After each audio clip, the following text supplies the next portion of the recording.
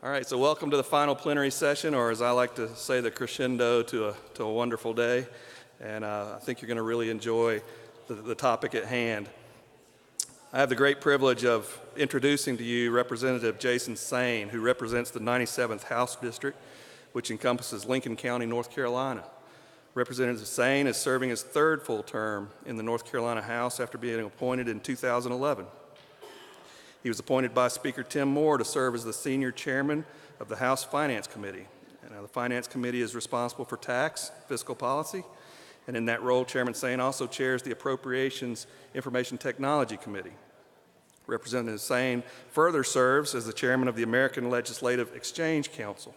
And in that role, he works with legislators across the United States to support model policies that advance limited government and free markets and federalism. So please join me in welcoming Representative Saine to the conference. Thank you.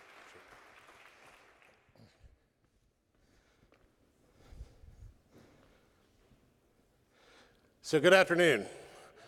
Well, great to be with you here. A little bit rainy, but that's okay. We'll make it through. When they were asking me about what I might talk about, one, I'm kind of the unicorn here. As the elected official who's come to talk tech. And if I could warn all of you that are still here, never ever go to something where that's going to be the case. Legislators know nothing about tech, and they know nothing and even less about cybersecurity. Now I say that we had a lot of changes, but I was thinking about what I might talk about and what might actually get people to stay on a Friday afternoon. So I said, well, let's just title it "The Future of Cyber and It Ain't the Jetsons." Now, I don't know if we're actually going to talk about the Jetsons, but it is about the promise of the future. The popular primetime cartoon show featured the Jetson family living in a utopian future where people living in houses in the sky and work a 3-day work week and drive aero cars that look like flying saucers and have incredible conveniences that leave them with plenty of leisure time. That's what was promised to me at 7 and 8 and 9 years old. We're not there yet, but I'm still hopeful. And then we got, the businesses in the future. We got Cosmos Spacely, the bombastic owner of Spacely Space Sprockets. And, he's got a competitor, Mr. Cogswell, owner of the rival company Cogswell Cogs, sometimes known as Cogswell's Cosmic Cogs. But what if Spacely and Cogswell are being attacked in cyberspace by a rogue nation state?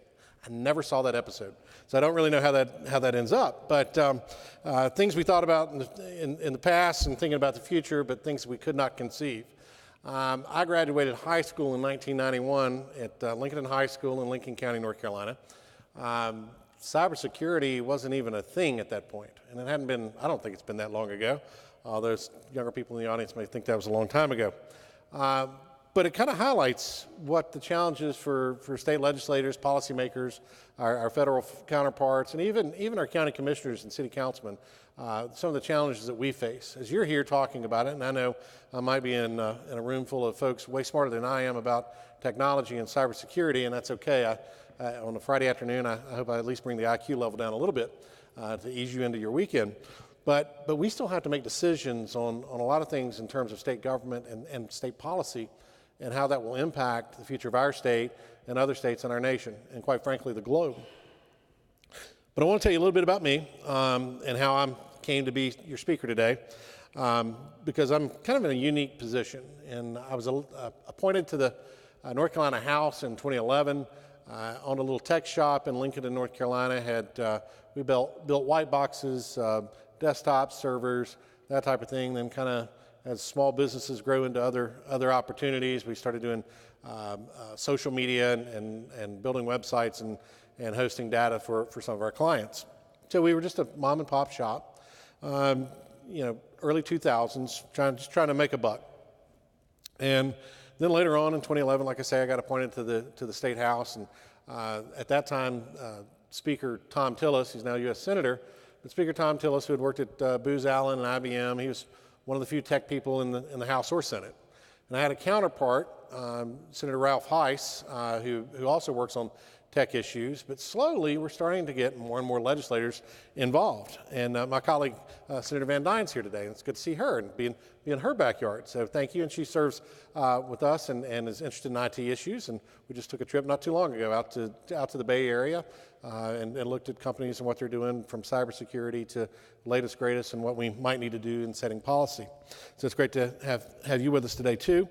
But we started, as we looked at what the spend was in state government in North Carolina, something that folks really hadn't paid a lot of attention to when you talk about technology spend as far as the state government, talk about cybersecurity even less. Just want to make sure people had computers and that they worked when you turned them on, and at some point in time, maybe DMV can actually process your license or whatever it is the state government's trying to do for you. So we set forth as an appointed freshman, and the following year when I was elected to office, Speaker Tillis said, hey, we're spending about $1.6 billion out of a $20-some billion budget on IT in some way, shape, form, or fashion, either personnel or actual equipment or data centers. North Carolina is in the data center business too as a state. That may be something that you did not know, that we have 2 data centers. That may be something that scares you to death, and maybe it should, because we're state government. We don't do anything too efficiently. But I joke, but we're in state government. We actually do consider and spend a lot of money on technology. But we had no committee that addressed that. It was just kind of happenstance. Each department did their own thing. And so Speaker Tillis's idea was to, form a committee of appropriations chairmen from all sides of state government, whether it be DMV, DOT, or whether it be Department of Revenue or Health and Human Services, and get those appropriation chairmen together in one committee, and then we talk about technology. So it's kind of a unique approach. And again, we're talking about government, so it's not the most exciting thing, but turns out that North Carolina is a leader in this because other states have not even got that far yet. And so over the last 6 or 7 years, we've come a long way. We've got a long way to go as we look at what the state's doing and how we invest our dollars. I know President Maurer talked this morning about what's happening here on campus, and it's exciting. We're kind of cutting edge. The state's investing in that and wanting to partner and find new ways to do things. And because guess what? We have a talent drain in state government. So some of the things that we're considering, I also serve, just for point of interest for you, on the FCC's Intergovernmental Advisory Committee. That's where folks from municipal, county, state government, tribal governments go to Washington, D.C. several times a year and consult with the FCC about issues that we face in the states. So, and then professionally, I work for a company called Open Spectrum Incorporated based out of Raleigh, and we're consultants for businesses on their data center needs as well as their connectivity. So I know just enough about tech to be dangerous. But so with security and tech in general being an afterthought, where does that leave state government? And where does that leave you if you're a resident here in our state or another state? It actually should matter to you about how states are looking at your data. I'm a federalist by political thought, and I believe that states, are the place, rightfully where we kind of get our identity and of who we are and believe in state government. I work in state government, obviously, as a legislator, but believe in our mission. But it's also incumbent upon state governments to protect data of its citizens. So cybersecurity should be top of mind. Sadly, like I say, 7 years ago, that wasn't necessarily the case. But the good news is, like I say, legislators are now starting to take note. In North Carolina, we have GDAC, which is the Government Data Analytics Center. Again, a lot of gobbledygook, but it's a partnership with SAS, which is a wonderful partnership, and where we started to actually look at our data, look at our citizen data, and say, how can we make state government work better for the citizen?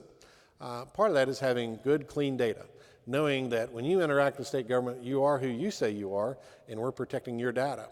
And so that when you interact at DMV, your interaction also kind of translates over to Department of Revenue. And by the way, when you hear about IRS fraud and somebody getting your return or filing your return and going to your mailbox and getting the check or getting it deposited into another account, we can track fraud in a much better fashion than we could just 6 or 7 years ago. So we are making a lot of progress. And like I say, the spend in state government is huge. When you look at 1.6 billion or 1.8 billion, whatever that figure may be today, that's a significant part of our state budget. It's a significant part of your tax dollars. So we want to be good stewards of that. And how we work with not just state government, because we're state government, we don't have all the answers.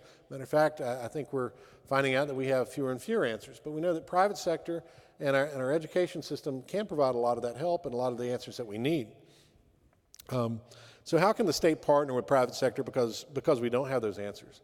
As you saw just this last year, if you were paying attention, Mecklenburg County government or Charlotte City government, I forget which it was, but had a data breach, and they were shut down for a couple of days, held hostage. You know, I forget what the figure was, and I'm not sure if it was supposed to be sent to a Arabian prince or to something in Bitcoin to somebody somewhere, but Charlotte was the winner. And so that was something that made the news, makes people a little nervous that now their data is maybe being shared somewhere, or that their city or county government has been shut down. We had that in Davidson as well, Davidson County, where we might not have had the skill set for people to understand what to do after a cyber attack. So that leads us to, what can the state do? How can we partner? How can we find solutions? And a lot of that's education, because we need a workforce that's ready to go to work. As we have a changing economy, if we're left behind, if we don't have workers with those skill sets, they'll go somewhere else. There's a reason that California was such a place for a tech boom, and they had a lot of talent, and they had a lot of investment. We want that in North Carolina. We want it here in the Asheville area. We want it in the eastern part of the state. We want it in Charlotte at our financial centers and RTP and around Raleigh and Durham and where our universities are. So we've got a lot to offer, but it's how we manage it and how we work with our partners. And so part of the conversation here at Montreat has been about the Cybersecurity Center and what could we do and partner in a way that would allow state government to work with private enterprise, work with private sector, work with private college, but then you've got public sector investment and you've got public sector interaction. What does it mean as we look at feeding, getting a talent pool that can feed into that? And then ultimately, we've got qualified workers in state government, in county government, in city government, and elsewhere in the private sector. So the workforce development side of things has been absolutely critical for us. And if we understand that better, and if we understand it as policymakers, that it doesn't just start, okay, well, you've graduated high school, and now it's time to think about what you're going to do next. Oh, and by the way, you don't really have a well-founded STEM education, so we're having to train you when our counterparts across the globe are learning this from birth. We've got a 10-year-old, and he had a domain name before he ever had a Social Security number. We decided on his name, so we purchased that first, and then he was born, and we got a Social Security number. But that's the way the world changes, and we've got to anticipate that in terms of being a policymaker. So making sure that in our K through 12 that we're looking at education not just for today, and not just funding it for today, and not just making sure that we're paying teachers and that we're building schools and the things that we have to do. We certainly accept that that's what we have to do. We know that. But what we also need to accept and understand, and it's not just us as policymakers, but it's also, again, at the city and county level, state level, federal level, is that we're changing our curriculum that adjusts to those type of things, so that we can innovate, that we can do it very quickly, which also means that we have to train teachers. In North Carolina, I will tell you that we've invested a lot in just teacher training, so that teachers they don't have to be the understanders of every newest, latest, greatest thing in technology, but they just need to be facilitators in making sure that kids have opportunities to learn. So we've done a lot in terms of policy to make sure that is happening too. So again, and what can that mean for a state like North Carolina? North Carolina, just over the last 4 to 5 years, has gone from kind of being at the back of the pack with our counterparts on the state level about investment, economic development, to the front. We've changed tax policy. I won't bore you to death with tax policy on a Friday afternoon. I'm sure you want to hear that, but we'll do it another time. But we've changed things, and we have become a place where companies want to invest and expand. But that will not happen or continue to happen if they don't have the workforce. So again, looking at a holistic approach of our community colleges, our private colleges, our university system, our K through 12, and setting policy in that manner can matter a whole lot. So then that's how we get to a futuristic world like the Jetsons. I would like the 3-day work week. And Senator, we don't do that in Raleigh yet, so we're light years away from that. But we'd like to at least be working toward that goal. But in all seriousness, we do want to make sure that we're encouraging innovation, and we've got to encourage innovation in how we think and how we partner with private sector folks, with the private sector, and again, looking at Charlotte, you've got fintech, huge investments there. But that will move. It can move, within the United States. It can move around the globe with a click of a button. So, what would that mean? Well, one, we've got to, people, as you've talked about, I'm sure at this conference, about hardening, about being cutting edge, about security, and making sure that we're doing those things. But we have to do that. We can't depend on the government to do that because we don't have unlimited resources. We get those from taxpayers. So we simply just have to foster an environment that does that. So again, my message to you today is that and I hope it shocks you a little bit, that state government actually is making a lot of improvements, and that we've come a long way, and that we're well ahead of some of our other counterparts. It's interesting, Senator and I were in California, like I told you, and talking to some of our counterparts from Texas, and I forget some of the other states, but Texas had a huge footprint there with us in California. And they were asking us how we do some of these things. How are we looking at our citizen data? And it's nice to be kind of looked to as not necessarily the experts, but at least leading the pack versus being behind. And a lot of that is how we grow our workforce. So as we look at, Mr. President, I know you mentioned it this morning, and what we can do just in Western North Carolina, as we build a talent pool that can then go out and work in those jobs in private sector and in government to protect data, to put us at a better place. Those are the things that we're going to be focused on. And as I promised to you today, I'm not going to take up your whole afternoon, although I'd love to. But I just had a few messages that I wanted to give to you that state government is working on those things. We value your input, as you see, particularly those that are looking to hire and looking to fill spots and know what's coming and coming our way in North Carolina. We are most interested in knowing that we're putting together an educational system that not only addresses those needs that you might have today, but anticipates what may be needed in the future. So conversations and conferences like this are critically important to us. So with that, Mr. President, I don't want to take up the afternoon. If there's any questions for me, I'm glad to answer any questions. I know we've got a smart group in here, but I also know that it's Friday. So if there's anything for me, please raise your hand. And if not, I just want to say thank you for allowing me to be a part of the conference and to stop in and say hello to you. So thank you.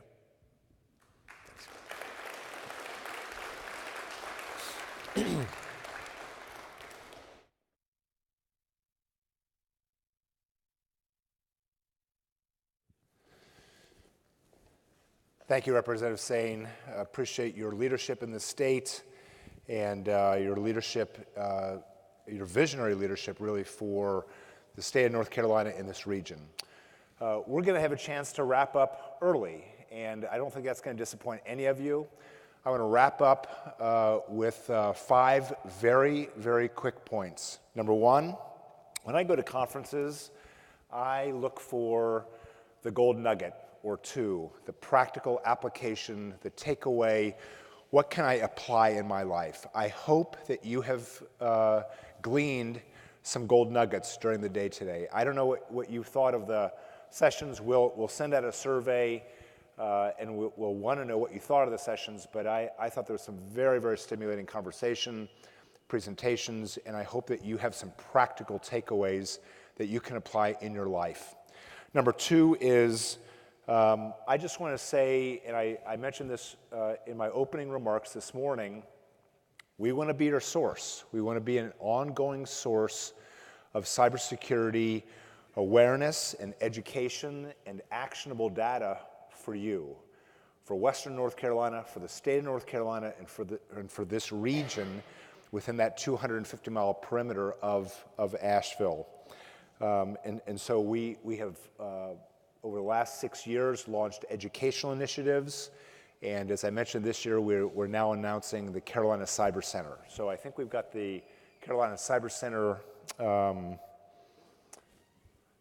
So if you would like to, we're launching this in 2019. This will give us a second side of the house. So we have 2 certificates, an associate degree, a bachelor's degree, and an MBA with a cyber management concentration on the credit-bearing academic side of the house. That's what colleges do. But given the topic and given the need in the marketplace, we're launching a second side of the house, a non-credit-bearing training center. We've named it the Carolina Cyber Center. If you would like to be on a list to get information about the Carolina Cyber Center, go to that URL and fill out the information. We'll capture your contact information, and we will send you information as it becomes available about the development of that. We've received a $2 million grant from the state of North Carolina to launch the infrastructure, to build the infrastructure.